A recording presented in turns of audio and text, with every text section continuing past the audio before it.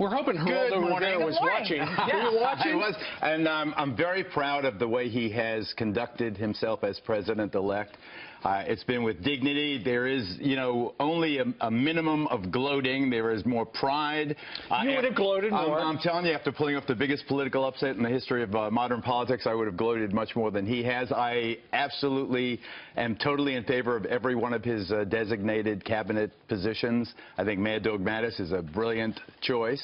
Of course, we interviewed him in theater a couple of times over the years. He's a fighting general, the warrior monk and so forth. I think it'd be great. Not only will he know how to conduct war, but I think that he'll get the bureaucrats in the Defense Department, and there is a plethora of them, in line, trim that aspect, the non-fighting aspect of the Defense Department. I think it'll be terrific. Well, I tell you what, since you brought up Mad Dog, who apparently does not like to be called Mad Dog unless you are a Marine. Or the Commander-in-Chief.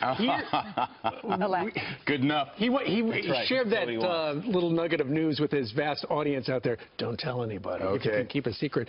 But what did you make of just the fact that, first of all, to Ainsley's point, it was a thank you. Thank you for voting for me. But at the same time, it kind of, since he hasn't had a press conference in a while, it reminded folks of what he hopes to get done as quickly as he possibly can. And in fact, yesterday, even before becoming president, he saved 1,100 jobs. And that was fantastic. First, let me congratulate our best-selling author in the middle of the Kirby couch. Yes, indeed. And also her excellent interview with the president-elect. I thought that it was very informative, and it was great to see him in that mood, reflective but still triumphant.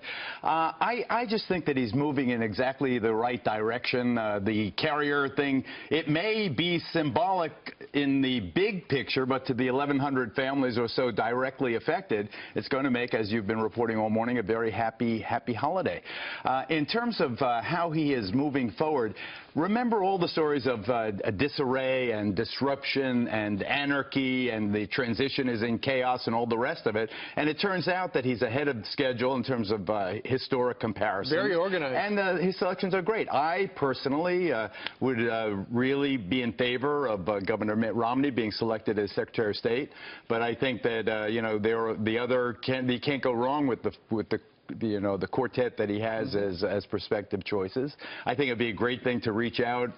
It would certainly heal the GOP in terms of bringing the establishment wing in with the Trump wing. It's Trump's party now. He can define it as he will. And I just think that so far he has put people at ease. I think that's the most important thing.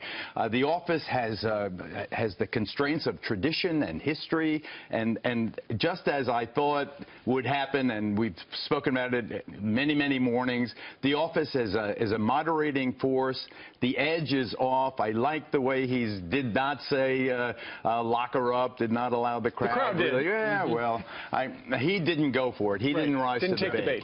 So while there was obviously exuberance in his triumph, I didn't think it was overboard at all. And what you've said, he threw out the rule book in the campaign. He's changed the nature of what a modern presidency is looking like before our eyes. Last night in the rally, he talked a little bit about national security, not just Mad Dog Mattis and that surprise announcement, but also some of the policies that he would execute or will execute as president. Here's a little bit of what he had to say last night about the war on terror, and then Geraldo will get you to respond to it. We don't need San Bernardino. We don't need another Orlando.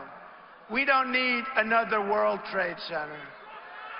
We don't need Paris. You look at Paris. You look at Nice.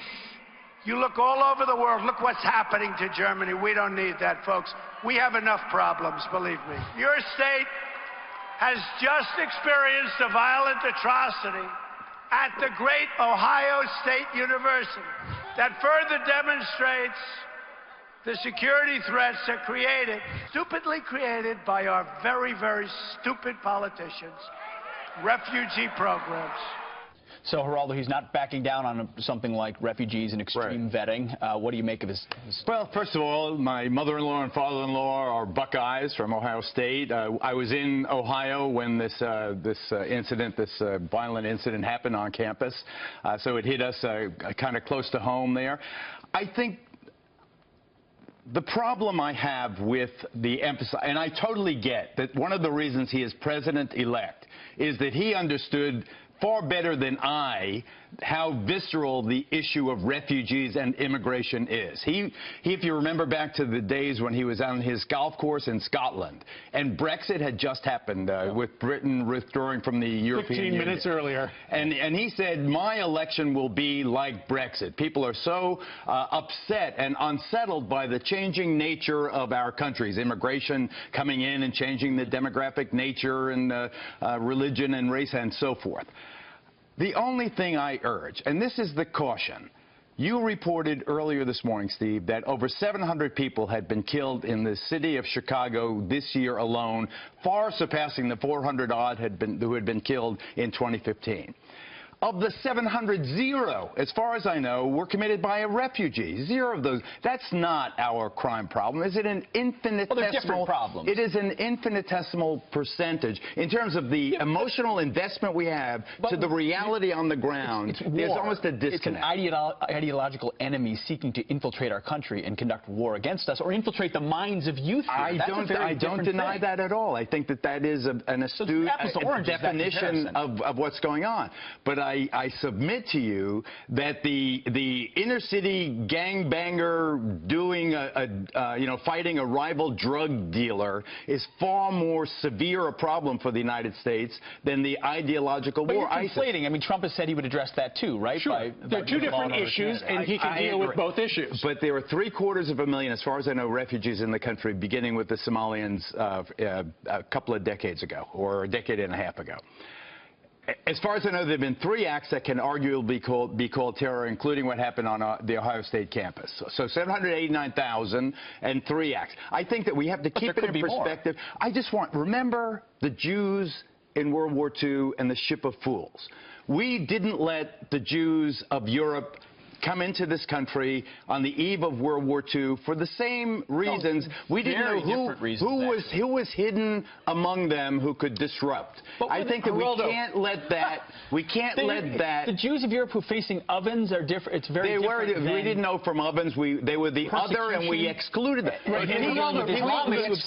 We kept them out because they were the refugees, and they were for the same kind of, I use the term already, visceral reasons. We have to be careful that we are not that place that excludes the tired, huddled masses yearning to breathe free. We've got to be careful. People just want to be safe. They want jobs. Extreme vetting is the way to go. Trump is right about that. But extreme vetting is not exclusion. All right. It's extreme, though. It's extreme. All right. And so's Geraldo. That's why he's on every Friday. Try the veal. Thank you, Geraldo. All right.